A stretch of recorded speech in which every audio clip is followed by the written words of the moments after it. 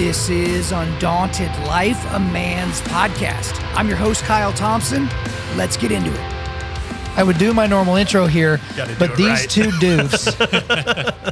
So, guys, if I'll do my intro, I will do my actual intro. So, Landon, leave this in.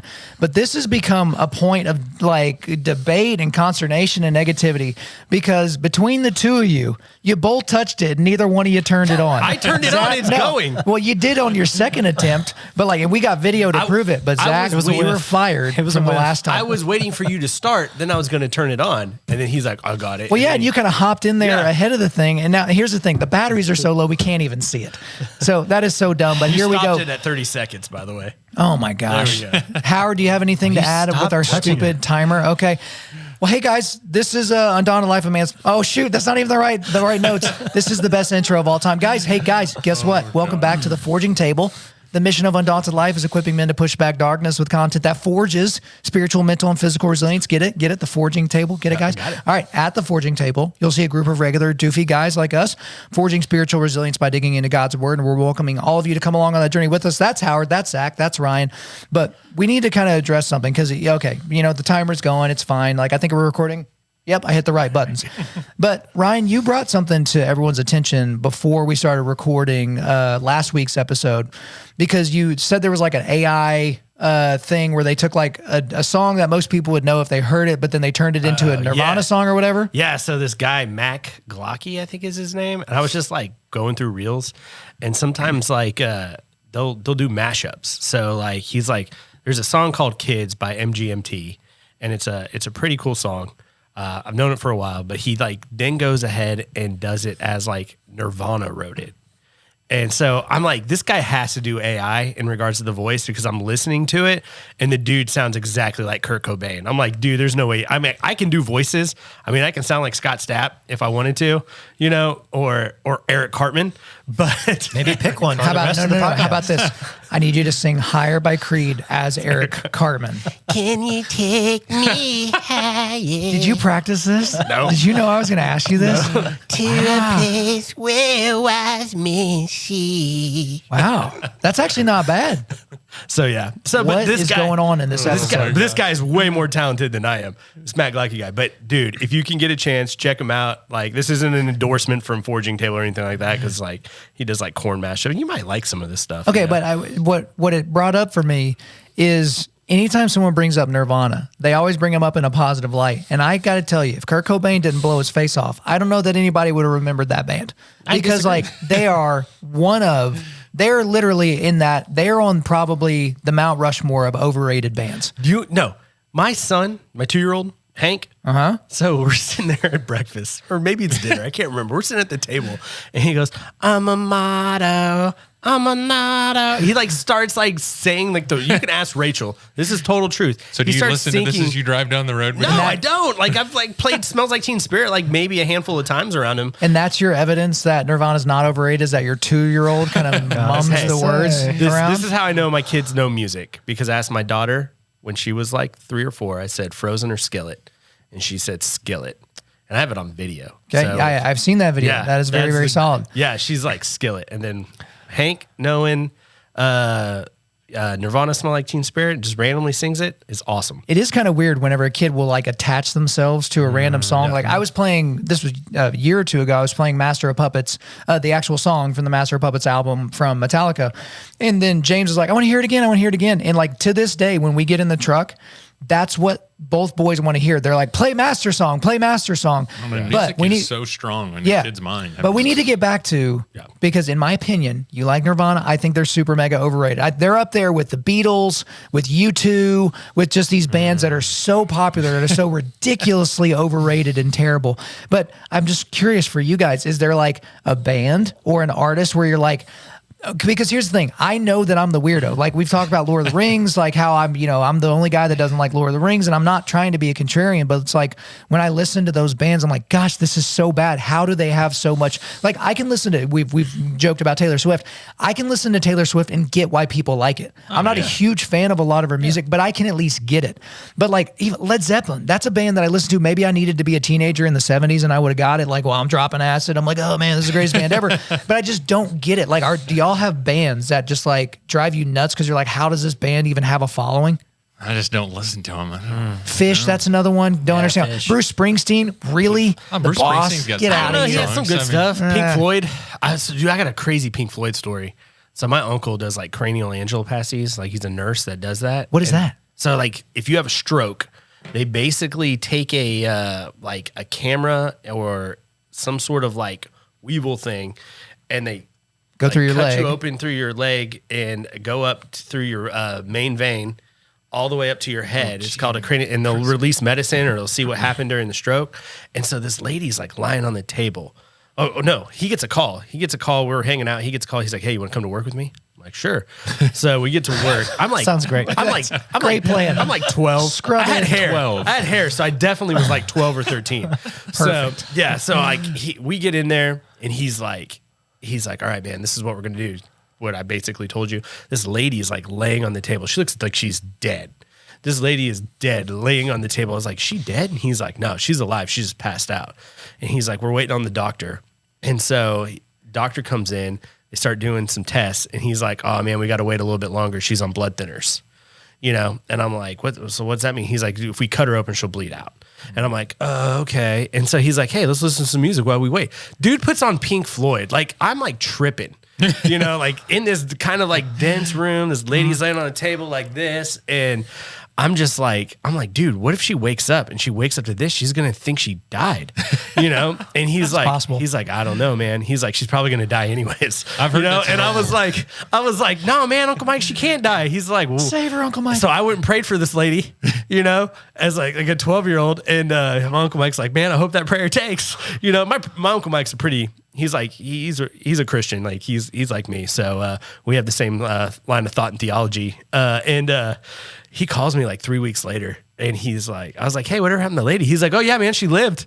I was like, "Praise God." Heck yeah, man. I was like, hopefully You y'all did that. Hopefully Ryan y'all- Horn I with did hair. not do it. I did not do it. I did not do it. Ryan But- just took a claim for. He claimed Yeah. it. He But named it and claimed it. I've never listened to Pink Floyd again. It freaks me out. If I didn't want to get this like taken down off YouTube, I would just play it right now. So okay, so you don't really get the Pink Floyd thing, Zach Howard. Is there like an artist or a band where you're like, I just don't get it? I don't understand.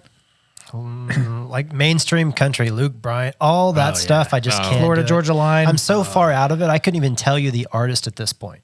Yeah. I can't stand that Jelly Roll like bro country and Hardy. I don't get it. Well, Jelly Roll is not exactly bro country because like, but I not. think he's super mainstream, but he's like real.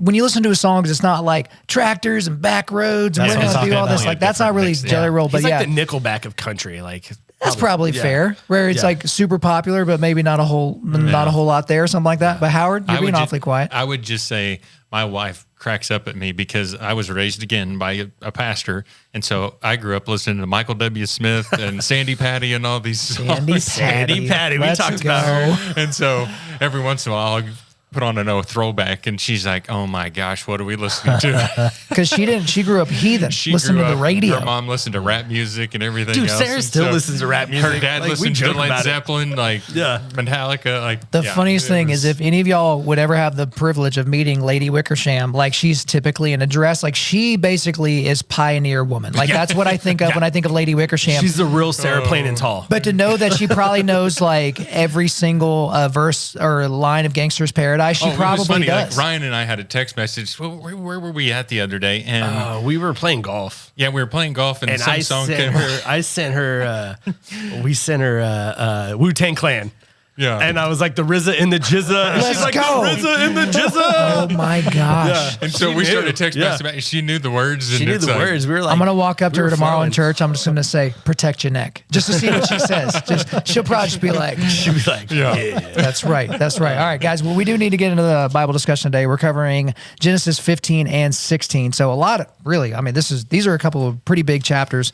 There's a lot here to discuss. So Ryan, let's go ahead and start out here with you. Let's do the first 20 verses of Genesis 15. All right. After these things, the word of the Lord came to Abram in a vision. "Fear not, Abram, I am your shield. Your reward shall be very great." But Abram said, "O Lord, what will you give me, for I continue childless, and the heir of my house is Eliezer. Eleazar. I I don't think I can say it, but Eleazar of Damascus. And Abram said, "Behold, you have given me no offspring, and a member of my household will be my heir. And behold, the word of the Lord came to him: This man shall not be your heir. Your very own son shall be your heir." And he brought him outside and said, "Look toward the heaven, the number of stars. If you are able to number them." Then he said to him, "So shall your offspring be." And he believed the Lord, and he counted it to him as righteousness. And he said to him, "I am the Lord who brought you from Ur of the Chaldeans to give you this land to possess." But he said, "O Lord, how am I to know that I shall possess it?" He said to him, "Bring me a heifer 3 years old, a female goat 3 years old, a ram 3 years old, a turtle dove, and a young pigeon." And he brought him all these, cut them in half, and laid each half over against the other. But he said not to cut the birds in half. And when the birds of prey came down on the carcasses, Abram drove them away. As the sun was going down, a deep sleep fell on Abram, and behold, a dreadful and great darkness fell upon him. Then the Lord said to Abram, "Know for certain that your offspring will be sojourners in a land that is not theirs, and will be servants there, and they will be afflicted for 400 years. But I will bring judgment on the nation they serve, and afterwards they shall come out with great possessions. As for you, you shall go to your fathers in peace. You shall be buried in good old age. And they shall come back here in the 4th generation, for the iniquity of the Amorites is not yet complete." When the sun had gone down, and it was dark, behold, a smoking firepot and flaming torch passed between these pieces.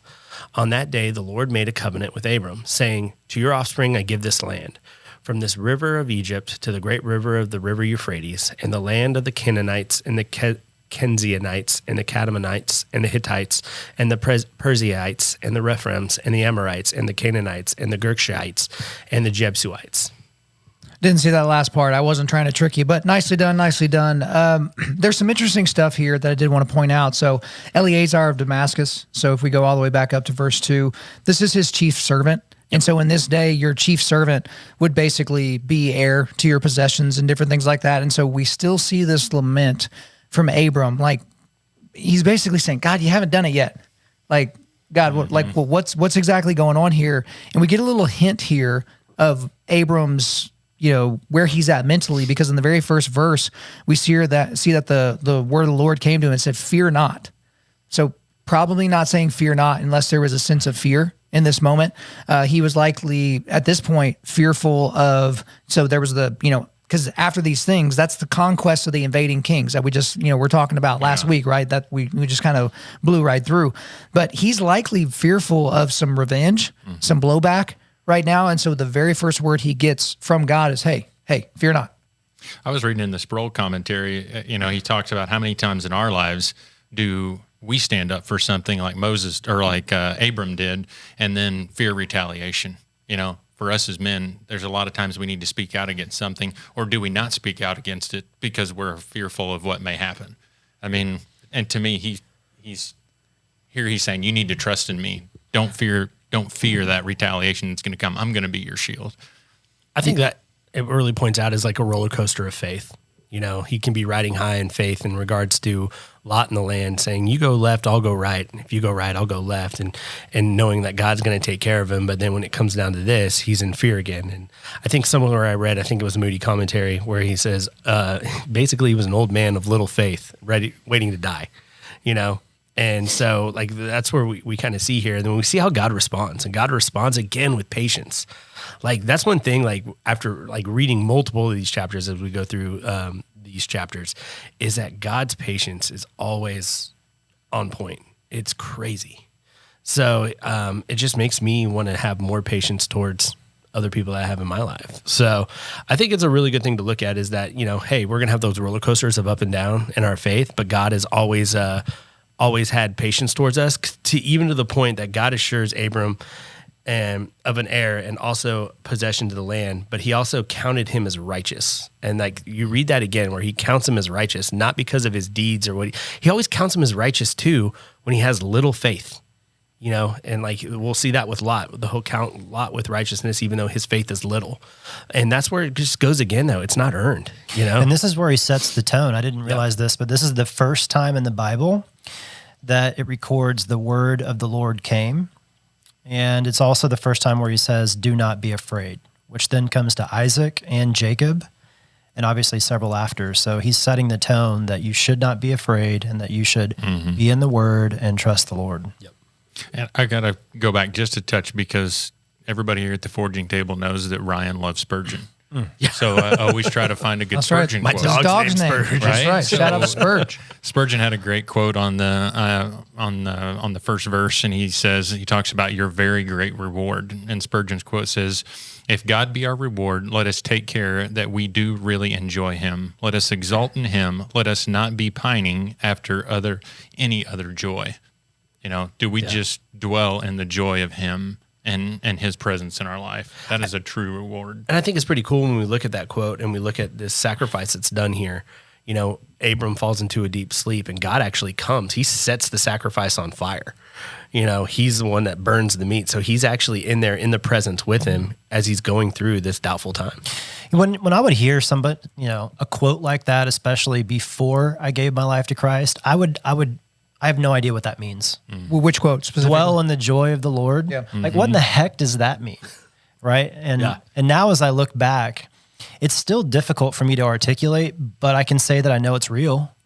I know when you're reading the word and you've seen it like flesh its way out in your life and become real and true and grounded, it's a real thing. But I mean, how do you guys think about that? Well, no, let's actually dig in there. So what was it like for you guys? So again, just trying to remember. So you grew up in church, but you became a Christian around what age? Oh, man, I would say. Well, because you kind of, I've been as an adult. I would say like in my 30s, I really became more theologically. You were sound. single digits, right? Yeah, I was 7 or 8 years old. Okay, so I was 15, grew up not going to church, but country music, theology, and then, you know, Hellfire and Brimstone sermon on a Sunday night, that type of thing.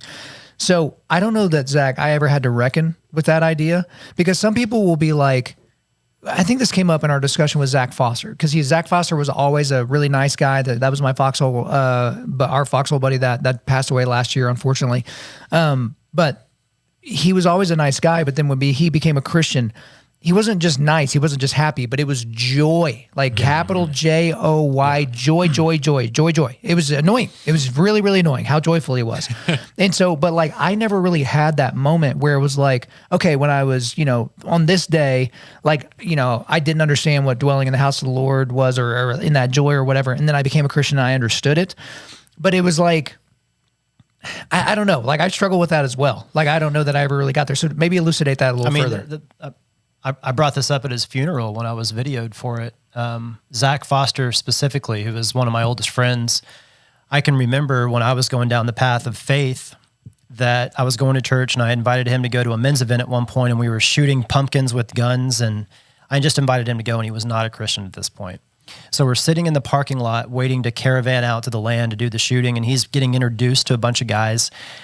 And we get back in the truck and we're leaving, and he just turns to me and he says, "These Christians, they're always so happy and smiling." And we just laughed about it. Yeah. And just a few short years later, he would give his life to Christ, and he would outsmile, out happy, and outjoy all of them genuinely. And that's why over 800 people showed up to his funeral, people from our church and from outside of the faith. It was just an incredible testimony. So I'm so glad you brought that up, because that is the example of what joy looks like ultimately and how real it is, because everybody that knew him knew that something was different. Well, and to reiterate something that I believe I said, I don't know if it was Forging Table or just on the episode where I talked about him passing away, because I was gone. I had some pre-planned travel, so I couldn't be at the funeral, which was very disappointing. But, you know, I was checking in with everybody that morning, like, hey, is the place full? Like, hey, how did the service go? And, you know, I watched it on YouTube, but then it had to be taken down because some music was in the background. And apparently YouTube didn't like that. Anyway. It's back up. Yeah. Is it back up? Okay. And so, but I text several different people that at most had tangential connections to one another. So maybe, you know, a couple of these guys train jiu-jitsu together, or they come to Fight Club, or they're in our Sunday school or whatever. But to a man, they all said something along the lines of, the service was, you know, it was brutal, but it was beautiful at the same time. The gospel was proclaimed, but it was so challenging to me personally. They all said that. And I, obviously followed up what do you mean by that? But they were just like, it was story after story after story of the same stuff that I had experienced with Zach, where it's like, oh, he paused his entire life to do you a favor, not because it was going to serve him and not because there were cameras following him around, but because it was just who he was. The overwhelming joy that he showed. And it was not just joy in the sake of being joyful or joy in the world. It was joy in the Lord that was just overflowing. And so that becomes a challenge to everyone. Well, I'll speak for me. That became a challenge for me. Like, if somebody were to look at me, what would be one of the words they would use to describe my faith? They would probably intense, like direct, like aggressive, joy. Would they say that? And I've been in counseling. Howard, I think last week you talked about doing some counseling. Again, we're super pro counseling here, guys. If you're out there and you need some help, freaking get you some help from people that actually have their Bible open whenever they're talking to you.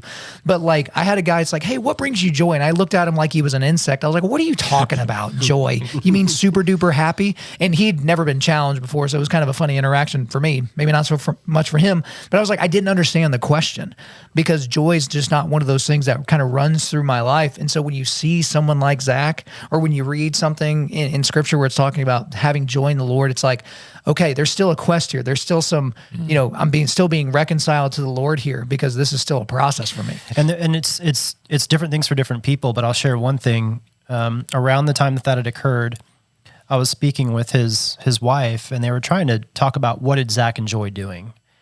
And she said, well, he goes to work, he comes home and spends all of his time with his community. It's Bible study, or it's reading his Bible at home, or it's going to a Bible study, or it's working at the church.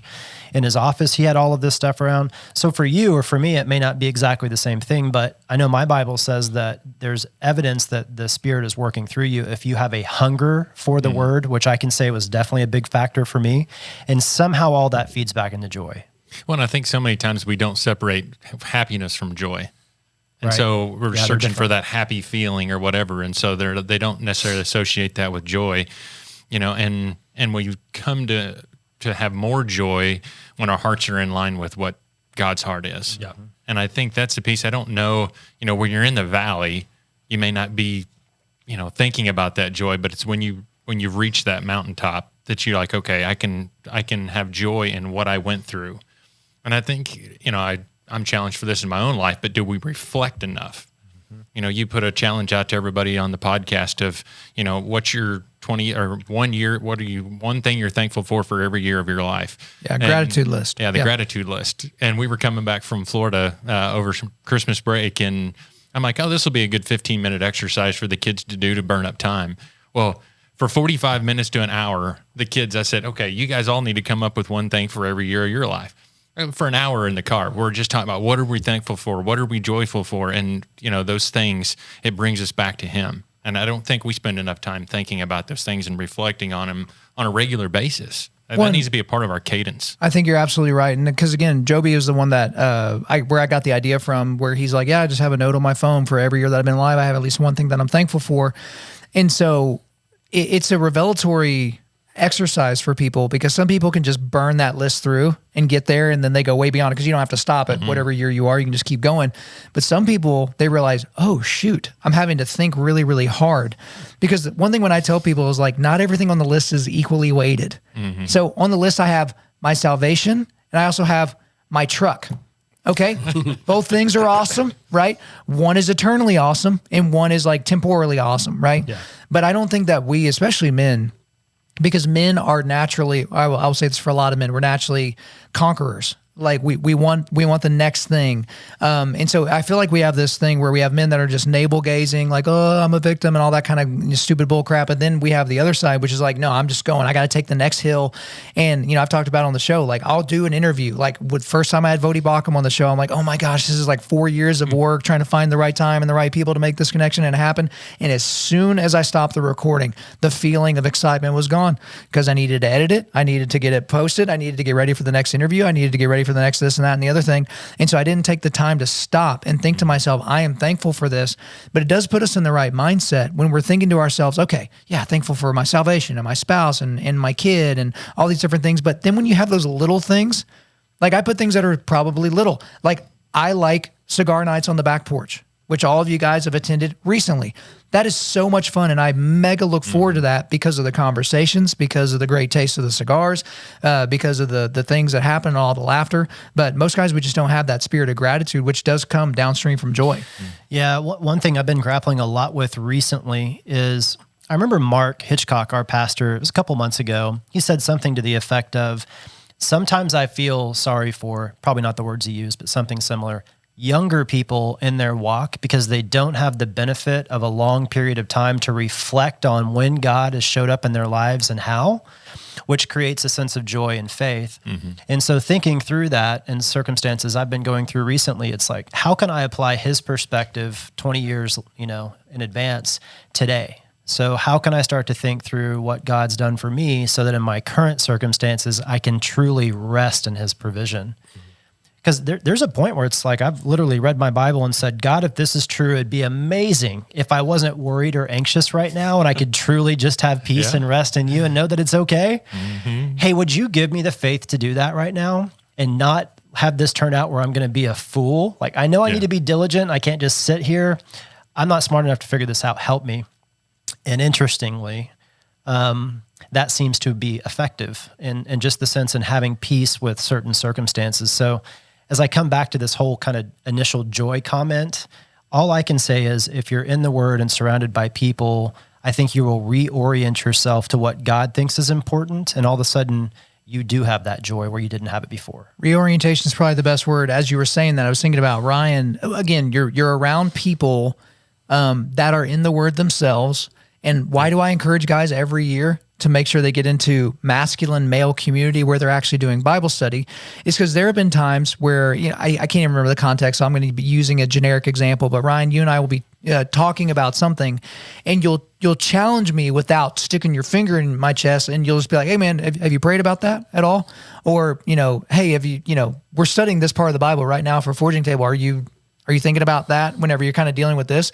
And I don't think you're playing like 4D chess with me or anything like that, but it's just like, I'm not that smart. And we're not manipulating each other, but it's just kind of like, hey, we know the score here, right? And it's just like, you're struggling right now. It's like, are you holding on to the right things right now? Are you holding on? And this is a real problem for me. Are you holding on to your own grit? Are you holding on to your own built up resilience reserves? Is that what you're leaning on right now? Or are you leaning on God? Well, that's where I have to practice what I preach. I'm going through a season of my life where like 20 or 30 years I've been alive, never dealt with ever. You know what I'm saying? Like my biggest fear finally came to life, and it's just like, we always heard like, Pastor Mark and, any church you go to, you always talks about strife and hard times. And like, sometimes those are going to hit. And I'm like, man, 20 years, 12 years I've been married, 20 years I've been alive. I haven't had that, and finally it hits. And it's just like, how do I do it with my own grit? Or do I trust and rest in what God's plan is? And I think it's 99% of trusting and resting and 1% of your own grit. Like I have to get off my butt and I've got to go do certain things, but I also got to trust and rest that God's plan is better than the plan that I have in my head or the worry that I have in my head. And like last episode, I talked about like the anxiety of that. And it's like, you're going to run into that anxiety, but don't let it harden or bring down your faith. If anything, let it make your faith bigger and find contentment. I think like we're finding joy. Let's find joy and contentment. Let's be content with what God has given us. And I think that's one of the things I look back on my life where I'm just like, man, I wanted the next best thing. I wanted to conquer. Why wasn't I just content in that season? And lived in that contentment. And one specific thing on that area that I've kind of struggled with and where I'm at today is, I'm sure there's lots of people who think I need to be content, but that does not mean do nothing. Paul was making tents. You got to be diligent. Of course. And God has given you this day. So if you're trying to figure out what to do, at least focus on what you have in front of you for the day and move forward. Be appreciative of what you have in front of you. Yeah. And that's one thing that I had to look at when I talk about contentment. It's like, I wanted the next best thing.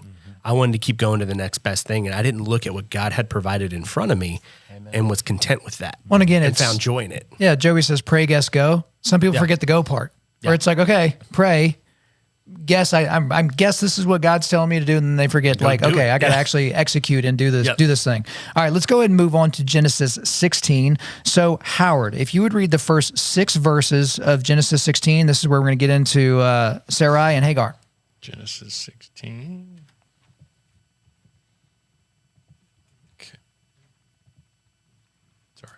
moving slow here. And what version are you reading from again? NIV. Okay.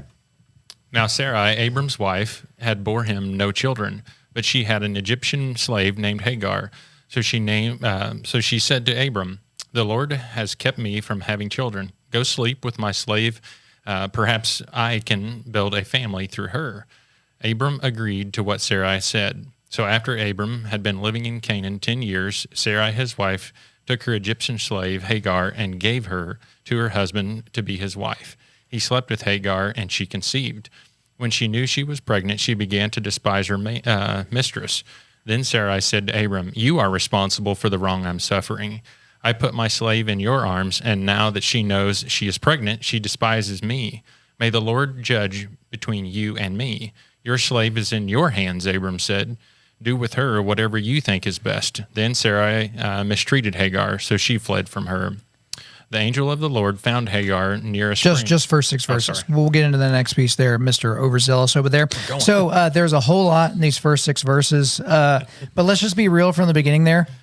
Abram probably at least initially was like, all right, this is awesome, right? You had to think like he's probably like, all right, this is good. This is good for me. But at the time, like I say that somewhat tongue in cheek, but like at this time, polygamy was very, very common, right? But apparently it was customary that if a man were to take on a second wife, the permission had to be granted by the first wife, right? Like kind of like she was in control of that.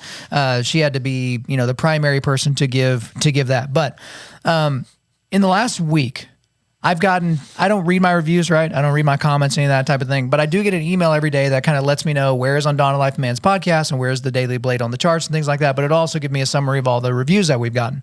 I've gotten 2 1-star reviews on Undaunted.Life Man's podcast this week, and the headlines were basically the same. This guy is so disrespectful of women. This guy is such a misogynist. This guy is such all these bad things, which I wonder if they've seen the name of the show, Undaunted.Life, a Man's podcast. I just wonder if it's ever occurred to them that I'm not thinking about them because it's probably effeminate men or women that are leaving these 1-star reviews. But we're going to go ahead and just lean into that misogyny right now because isn't it so typical of a woman that it was her freaking idea to do this and then she's the one that gets mad on the back end whenever the outcome's not what she wanted? Let's go ahead and lean in, 1-star reviewers. This is the Garden of Eden all over again. Oh, man. This is what it is. A woman comes up with a bad idea. The guy abdicates his responsibility, goes along with the bad idea, and this time it's through the sexual immorality, and this is a consequence of sexual immorality. I think it was Ask a Pastor with Joby one time where somebody asked, hey, if marriage is between one man and one woman, why is there polygamy in the Bible? And Joby pointed out, well, yeah, it happened. David was still God's chosen one, but look at the consequences to his sexual immorality. He had consequences. Yeah, description is not prescription. Yeah, and so it's just like, here's the consequence. He abdicated his responsibility twice in the way that he said, yeah, I'm going to go ahead and do this. Why? Because he wanted an heir. We could go into what makes those other people mad. And maybe he just want to have sex with another woman. It's certainly possible. Who knows? But he abdicated his responsibility in saying, yeah, I'm going to go ahead and do it. And then when there was strife between the 2 women, he abdicated his responsibility again and told his wife to take care of it. Yep. And look what happened there. You got 2 cats fighting over one guy. Maybe he wanted that. We all want to feel wanted. I just think he just didn't want to deal with it. He's like, I got more things on my plate. So it seems like you framed it from her sort of being quote unquote at fault, but then you brought it all the way back to just he's accountable as the spiritual leader. Just in like his home. Adam and Eve, So with Eve's at fault because she's like, she listened to the snake, ate the apple, and then she came over and gave it to her husband who partook in it, rather than saying, hey, don't eat that. Or if, he could be earshot listening to the snake too and be like, hey, don't listen to that guy. Yeah. But no, he's like, I wonder what it tastes like, like I want to know what this feels like.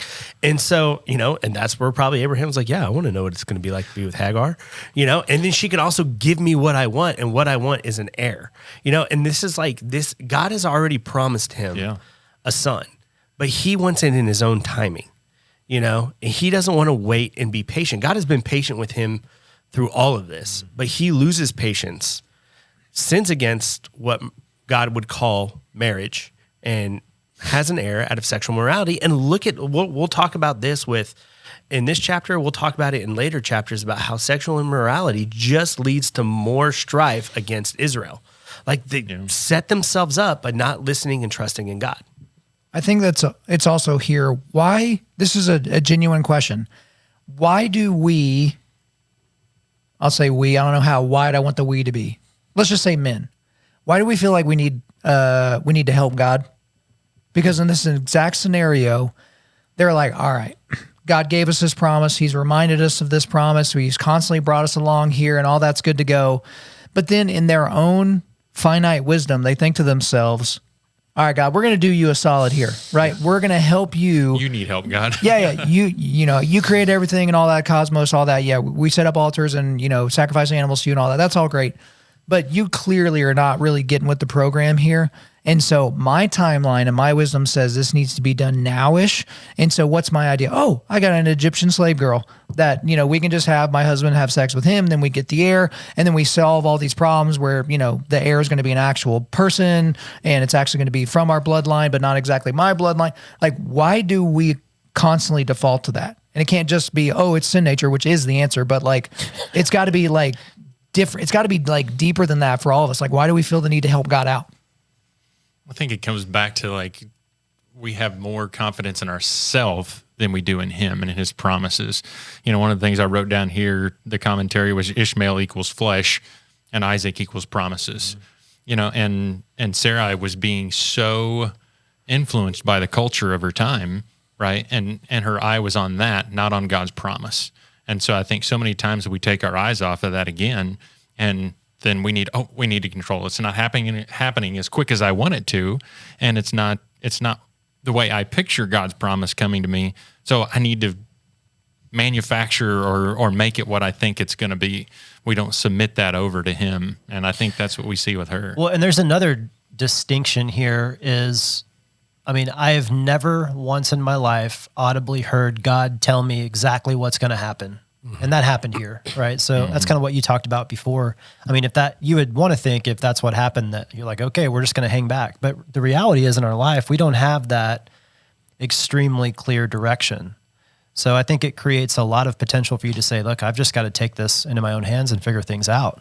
Well, I think that's where it comes back to Abraham's responsibility and the fact that God was telling him there was going to be heir. He never told Sarai that there was ever going to be an heir, just him. And so when it comes down to it, when she makes this offer, he should have been like, no, God's made a promise, I'm going to hold to that faith because he's shown his faith in the past, but he chooses not to because he wants that heir, and what he wants is what is on his heart more than what God's. So what would you say, like, if it's against God's will, just think about your actual life right now. Yeah. It's probably coming with some sense of this is not quite right, or the circumstances aren't quite there, or everybody in my life that's godly doesn't seem to agree with it. You know what I'm saying? Like, how do you start to discern that in your life? Like God's will, or? Well, like in this circumstance, if this was modern day. So if it's modern day, I'm Abraham. God has told me multiple times that I'm going to have an heir. But assume for a second that you're not getting direct feedback from God. Oh, okay. Right? So I'm not, no, Something I hear seems you a on little that. off. But yeah, that's where prayer life comes in. Yeah. That's where reading the word, learning from, like, the thing that when we read this Bible, we don't read the Bible as subjectively, we read it objectively. So I'm not going to put myself in Abraham's place. What I'm going to do is I'm going to read what Abraham did and see how that turned out, and then try to do my best to make the right decisions based upon what the Word of God says. That's all I got. Howard? Again, I think it's just, if you look at Sarah, her eye was not focused on the promise. And how many times are we not focused on his promises?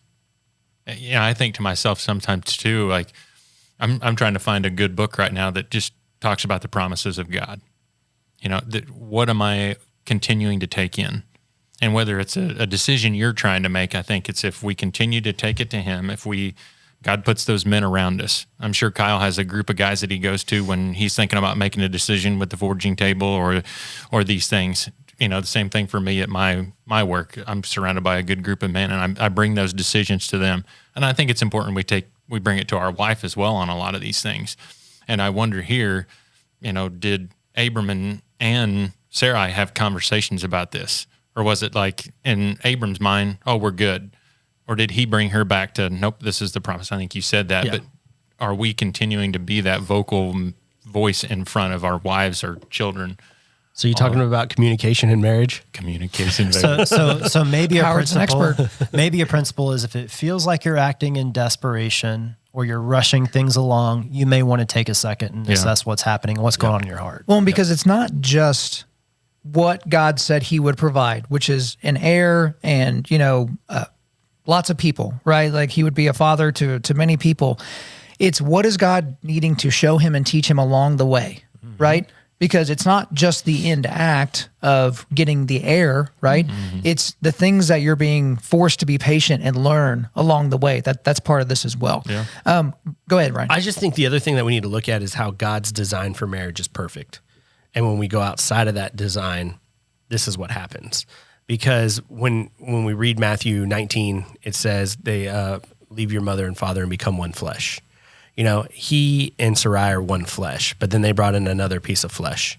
And that flesh isn't one flesh of them. Now it's like, it's I would almost say like a virus or whatever you want to call it, and it's just causing division. And so that's why God's design is perfect. And that's why when it comes to marriage, that's why we stick to what God's design is. Well, and so big on it. So. Yeah. Typically when sins like this happen, there are so many downstream consequences, and we see that here as the narrative continues. So Zach, if you would go ahead and read starting in, so we're Genesis 16, starting in verse 7, and just go ahead and finish out the chapter. The angel of the Lord found her by a spring of water in the wilderness, the spring on the way to Shur. And he said, Hagar, servant of Sarai, where have you come from and where are you going? She said, I am fleeing from my mistress Sarai.